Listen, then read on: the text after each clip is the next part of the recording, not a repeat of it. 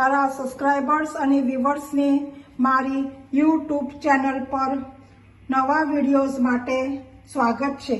આજે બનાવીશું પનીર ચીઝ પરોઠા।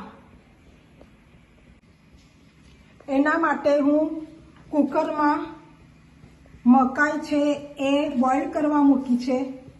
આ બોઇલ થાય પછી એના અંદરના દાણા કાઢીને થોડા ક્રશ કરી લઈશું, પછી આગળની પ્રોસેસ કરીશું।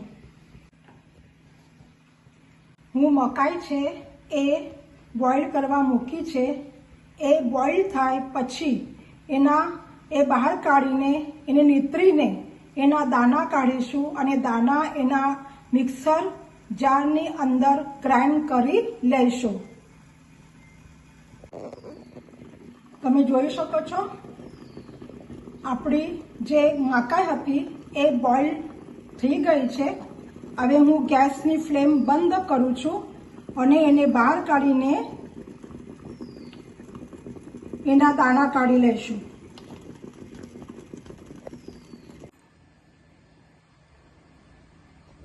સૌથી પહેલા આપણે લોટ બાંધી લઈશું। જેના માટે હું મેંદો લીધો છે। એના અંદર મીઠું નાખીશું સ્વાદ અનુસાર અને એને મિક્સ કરી રોટલી જેવો મેંદો બાંધી લેવાનો છે। આની અંદર હું મોણ નાખેલું નથી, તમે જોઈ શકો છો। રોટલી જેવો બાંધી લેવાનો છે। હવે સ્ટફિંગ કરવા માટે એક મિક્સિંગ બાઉલ લઈશું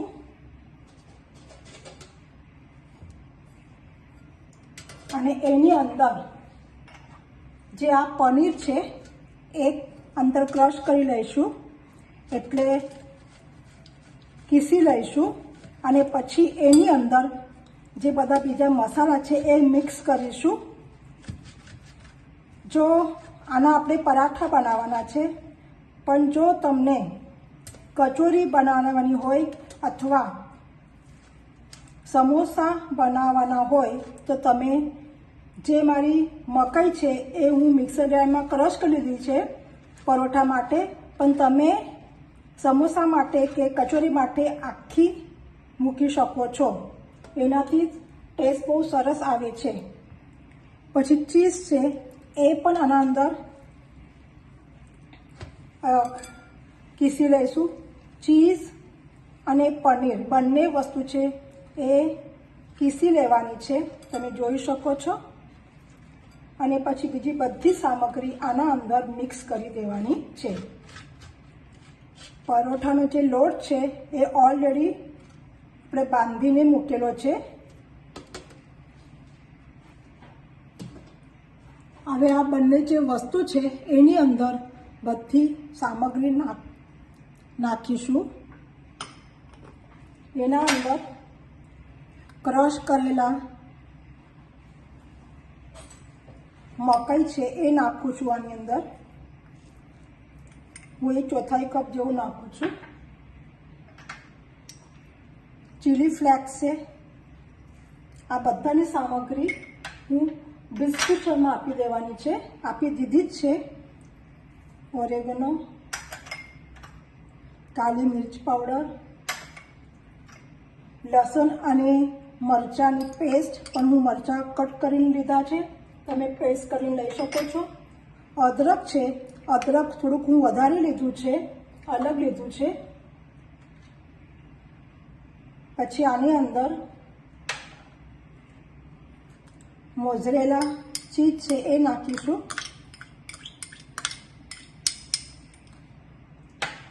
અને ધાણા, લીલા ધાણા।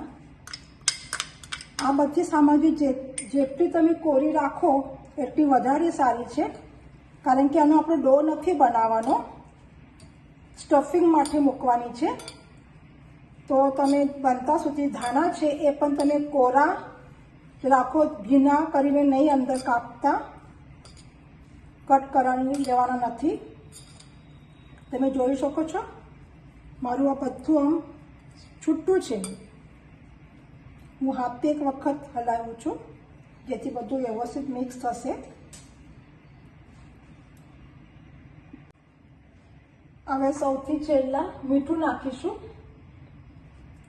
મીઠું છેલ્લા નાખવાનું છે સ્વાદ અનુસાર. મીઠું થોડુંક ઓછું નાખવાનું કારણ કે લોટમાં પણ નાખેલું છે, તો થોડુંક ઓછું નાખશો. તમે જોઈ શકો છો મારું જે આ સ્ટફિંગનું મસાલો છે એ તૈયાર થઈ ગયો છે. હવે પરોઠા કરવાનું લેશું. આના અંદર જો તમને કચોરી કે સમોસો કરવાનો હોય તો તમે મકાઈના દાણા નાખી શકો છો અને કેપ્સિકમ કટ કરીને નાખી શકો છો.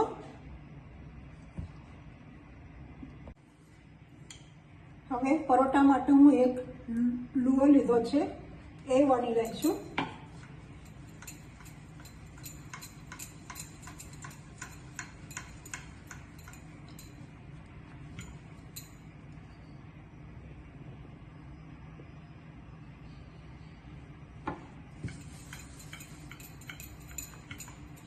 અને એની અંદર આ જે સ્ટફિંગ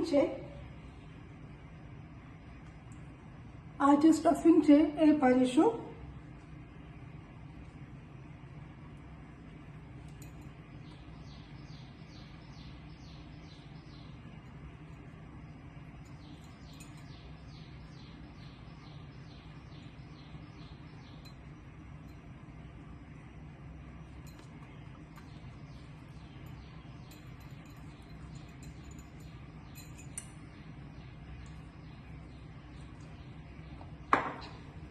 તમે એક વખત ચોક્કસ ટ્રાય કરો. આ નાસ્તા માટે બહુ સરસ છે. નાના બાળકો મોટા બધા જ આ ખાઈ શકે છે. હવે આ જે પરોઠું હું લાટી રહી છું ત્યાં સુધી હું ગેસની ફ્લેમ ચાલુ કરી ઉપર પેન મૂકી દીધું છે પરોઠો શેકવા માટે.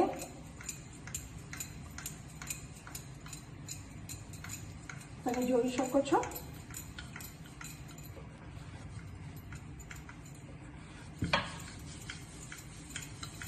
બહુ એ નથી કરવાનું, એકદમ ધીરેથી કરવાનું છે, નહીં તો ફાટી જશે. તમે જોઈ શકો છો. હવે એક પેન ઉપર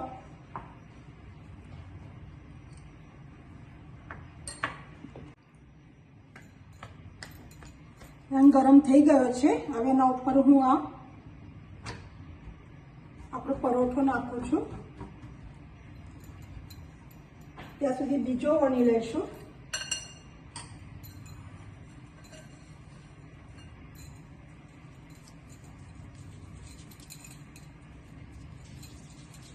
તમે આ રેસીપી ચોક્કસ એક વખત ટ્રાય કરશો. જો તમને આ રેસીપી ગમે તો તમે લાઈક, શેર, સબસ્ક્રાઈબ અને બેલ આઇકોનને દબાવો જેથી નવા વિડીયોઝ તમારા સુધી મળતા રહે. હું મીડિયમ ફ્લેમ મૂકી છે. હવે આની ઉપર તમે ઘી કે તેલમાં ગમે તે એક વસ્તુમાં તમે એને શેકી શકો છો. હું ઘી લીધું છે.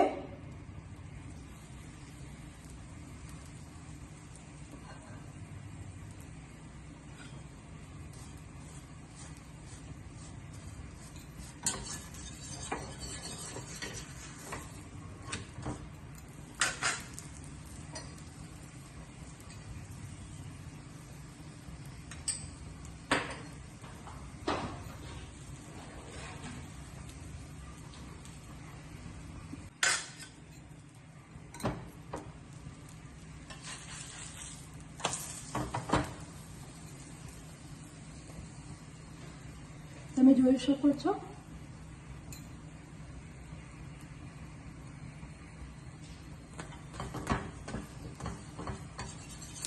કેવો ફૂલી ગયો છે.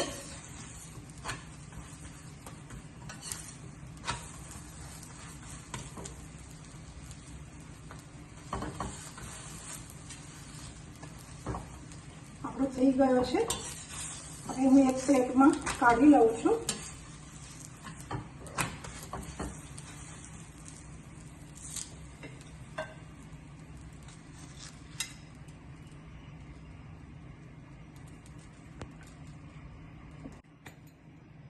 નાની પૂરી જેવું કરી લીધું છે. હવે એની અંદર પાછું સ્ટફિંગ ભરું છું. એને બંધ કરીને પાછળને એને વણી લઉં છું. મારો બીજો પરોઠો થયો છે. હવે હું નાખું છું.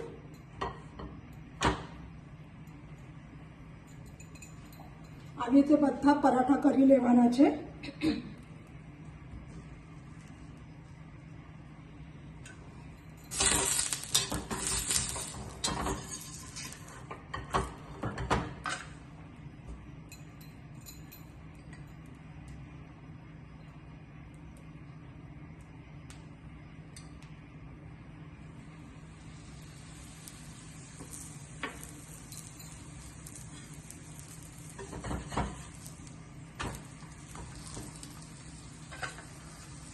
ફ્લેમ છે એ મીડિયમ રાખી છે, ફાસ્ટ રાખી નથી.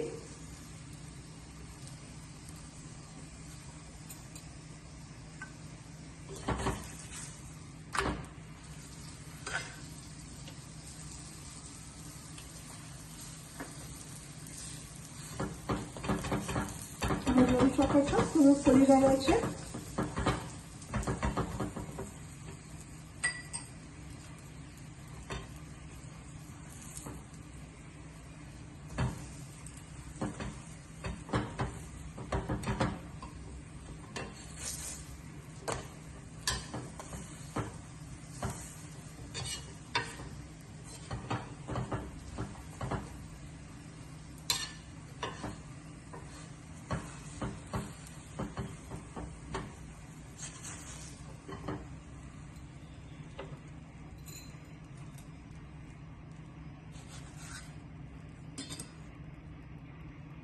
Thank you for watching.